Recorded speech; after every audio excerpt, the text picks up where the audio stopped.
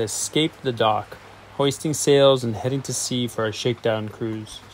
This is when our schedule really helps. It forces us to take a break.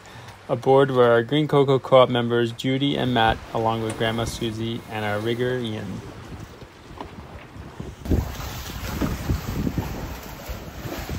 We dropped the sail. There's a couple cars that aren't sliding down right because they put some bungee cord on them. Come on, seriously. So we gotta change that out.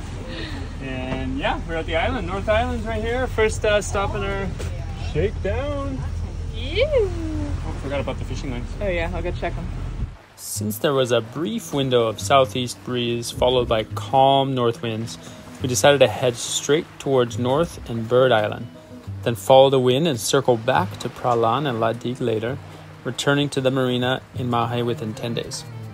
I love the beach. Oh, do we still have the squirt guns? Yeah, we have the squirt guns.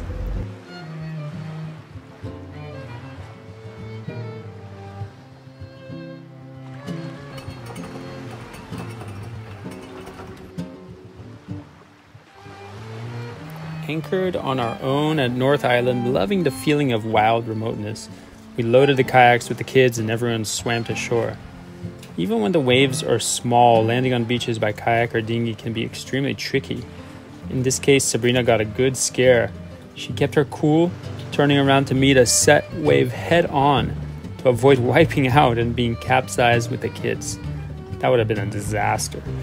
On the second attempt, they timed it better and landed on shore with a helpful tug from Ian. Woo!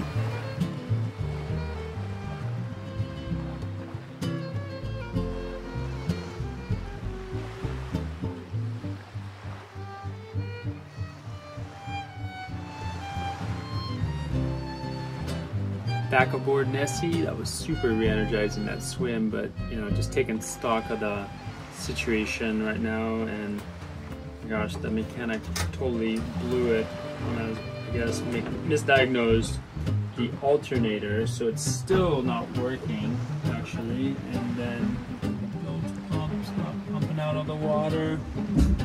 On the starboard engine, it's vibrating unpleasantly, and generator's got some funky behavior with the electronics, which we rely on for the water maker. So stressed about starting this trip with so many critical systems in the Fritz. Oh, what to do? Sizzling. What an end to it.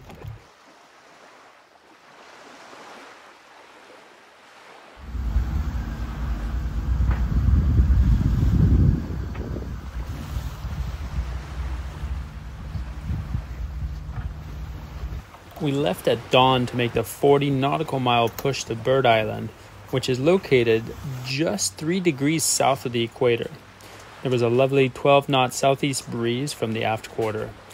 Alas, we quickly discovered some problems needing repair.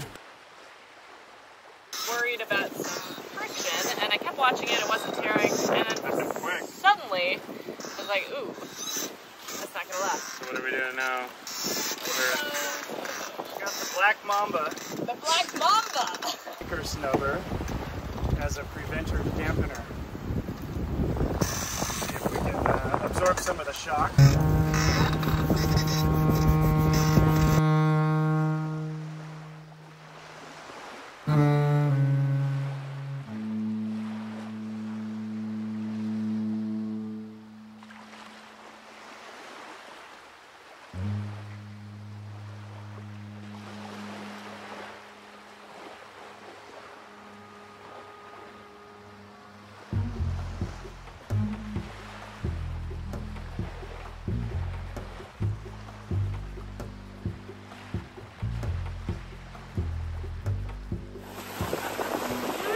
Skippy.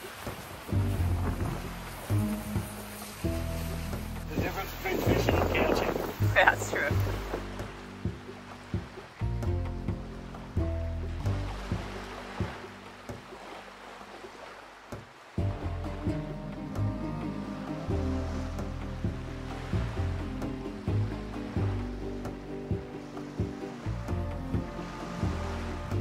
When I say stop, stop, I'm just trying to line those sections up. Okay.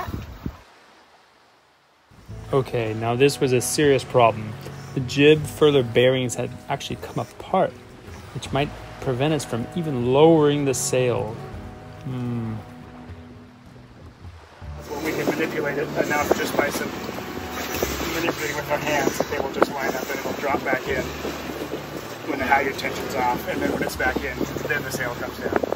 Unfurl it to bring it down, because you're going to have to furl it to get into an anchorage. Yeah. Right? Don't you think? You don't want to go to an anchorage with the sail set. Thankfully, we managed to furl the sail without getting bound up by the damaged bearings. This is what a shakedown cruise is all about, right? Seeing what shakes down and breaks. So I guess we succeeded? Bird Island. Next stop, Somalia. And Let's hope not. or Saudi Arabia. Iconic.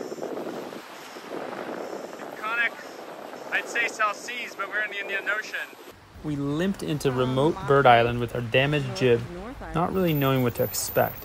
Just proud enough that we'd made it to this distant speck of land on our very first outing. We had a few days to explore and discover what this strange little place was all about.